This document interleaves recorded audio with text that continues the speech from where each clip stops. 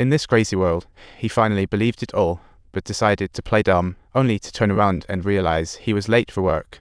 After a flurry of chaos, he was finally ready to head out. As he was leaving, he nonchalantly tossed the spooky, magical mask out the window, as if the mask had developed a serious obsession with him. The mask spun in the air, then flew back. He swiftly returned to his old elf look.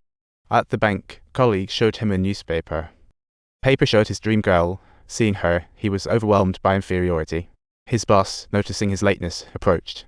His boss greeted him with an exaggerated kiss, while his colleagues explained that the goddess in the paper was one of his clients.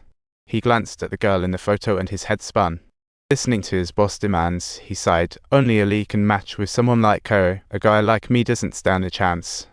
But when he encountered his goddess again, she took the initiative to approach him, leaving him utterly speechless. "Hey, is anyone there?" Turns out, it was just a dream. Looking at the goddess in the photo, emotions surged like a tidal wave. Feeling a wave of disappointment, she spotted the mask again on the sofa and slowly walked toward it, feeling a strange connection. Memories from the previous night came flooding back once again, and she yearned to give it another try. However, her kind-hearted nature made her choose to let go. Subtitle: However, the more she resisted, the more powerful the magic of the mask seemed to be. "Wait a moment, Tang Tang. Daddy has a sweet treat for you tonight. They say that only when wearing a mask can you show your true self." Old Jin got himself ready in front of the mirror, dressing up lightly and looking at himself confidently. Upon checking his pocket and finding it empty, he decided it was time for a big move. Let me take a brief pause first. Meanwhile, a group was plotting to rob a bank when suddenly a green-headed monster swooped in and cleaned up the cash in a flash. In the blink of an eye, the creature vanished, leaving everyone in bewilderment while police sirens approached. With a heap of cash, Old Jin rented a super-stretched luxury car, blended into the venue, and finally laid eyes on the girl of his dreams. Subtitles: Old Jin has displayed his genuine mindset, exclaiming, "Baby, here I come." On stage, he displayed superb dance skills, enough for influencers to practice for 2.5 years. He spun, twirled, did the gravity-defying move, flipping at a crazy angle. The goddess, utterly captivated, smiled and leaned in for a passionate kiss, sending her high heels flying. Suddenly, gunfire erupted, and his broken tie magically restored itself. Old Jin yelled, "I've got the cash out now, I really do." "Okay." Old Jin whipped out a tiny receipt printer from his pants and printed a long receipt, leaving the mob boss seething with rage.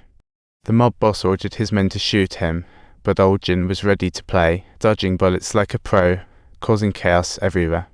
He slumped into Lackey's arms, reciting 9,999 tips like a dying man.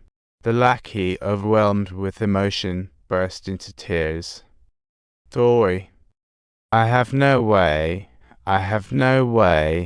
I truly can't do it."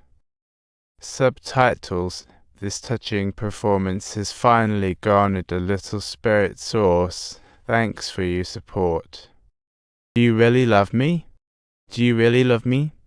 The mob boss was furious, while the green-headed monster danced around, dodging bullets with manic laughter. Suddenly, the police surrounded them. "I think my days are numbered. Your boys got themselves caught in the big city bank. Oh my god, it's you. Give me a piece of wood and find that guy in green. Let's head upstairs for something solid." All evidence pointed to the mob boss, who was speechless and promptly taken away. Just when they thought it was all wrapped up, the old cop found a familiar piece of cloth on the floor, Ipicus, while he went home for a snooze. When the police came knocking at the door, he panicked and tried to hide the mask. To his surprise, heaps of cash poured out of the cabinet, and he swiftly dealt with it using his 30 years of bachelor speed. He opened the door gracefully. Police questioned his whereabouts last night and his link to the green-headed monster. His pajamas were found at the scene, and the dog missed the tossed frisbee.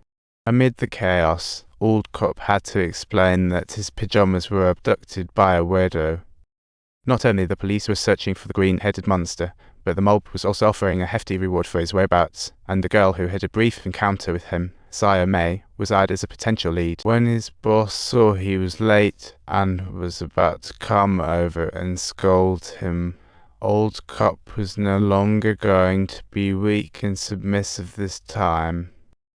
The previous time, his boss glared furiously, and Old Cop couldn't just meekly walk away this time. The goddess pretended to stop by to inquire about the green-headed monster, but after just a couple of lines, she felt downcast and decided to leave. Desperate to see her again, Old Cop lied that he and the green-headed monster were old classmates and asked her to meet in the park that night. That night, Old Cop arrived early at the park, checked the box with the mask, and ultimately decided to reveal his true self to the goddess. When the goddess finally arrived, he pretended to be passing by as they sat down to admire the sunset. Saya May stole glances at his profile, and upon noticing, Old Cop felt shy and wanted to escape, oblivious to the hint of disappointment on her face. The goddess expressed her dissatisfaction in this manner, but he mistakenly took it as flirtation. The green-headed monster moved closer to Saya May, spewing out a series of lines he thought were suave, creating an increasingly awkward atmosphere. Just when Old Cop couldn't bear to watch, the police suddenly shouted, "Don't move." The green-headed monster froze mid-action. The real Old Jin knelt and begged for mercy, but the police showed no leniency. The prankster deity made sure to toy with him till the end. As they patted him down, they ironically found a roast chicken and a pair of sunglasses hidden on him. The cops gasped, bewildered that his own dog had turned against him. They even pulled out a photo of the Old Cop's wife, leaving him utterly speechless.